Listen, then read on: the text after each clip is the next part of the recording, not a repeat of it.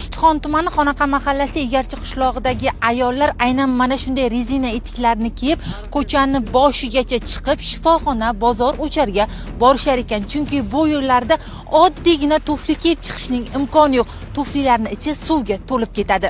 Mani yo'llar bitib yotibdi, bari va'da bos.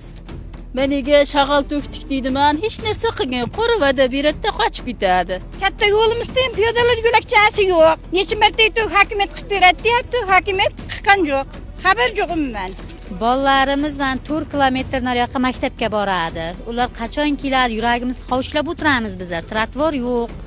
Mashinalar suv sachratib o'tib ketadi. Bizlar ham bolalarimizni ozoda kiyintirib jo'natgimiz keladi. 20-30 yildan beri mana shu ahvol. Boramiz, necha yildan beri hokim anaqa sayyor qabulga boramiz. Quchog'imizni nima deydi? Puchong'oqqa to'ldirgandek boramiz, odam boradi deydi, lekin natija yo'q. Shu qishloq odami, ikkita ko'chada turadigan odamlar pul yig'tidani o'zlari tosh to'kdi. Kelgan odamlarim keyin ana shu tosh to'gilgan joyda olib ketdi rasmga. Qolgani qolib ketdi. Yaxshi joyda olib ketdi. Uni lekin odamlar aholi o'zi kissasidan pul yig'ib qildi u narsani. Maktab bolamiz kechish juda qiyinlayapti. Katta maoshli yo'lga chiqishga majbur bo'lyapti bolamiz. Shunga yo'lga tushirib berishni iltimos qilamiz. Tayyor joyi bor. Faqat shat tekislab qilib berish shu. Iltimosim shu sizlardan yonmoqda. Ko'rdik, mana yarmigacha qanchadir qilingan ekan. Bu yoq qolib ketgan. Faqat bizni qishloqimiz qolib ketganda, narqishlar bo'lgan. Shu, faqat bitta mana shu Egarchi qolgan. Bu muammoga mas'ullarning javobi qanday? Joriy yil yakunigacha bo'ladi, to'g'ri.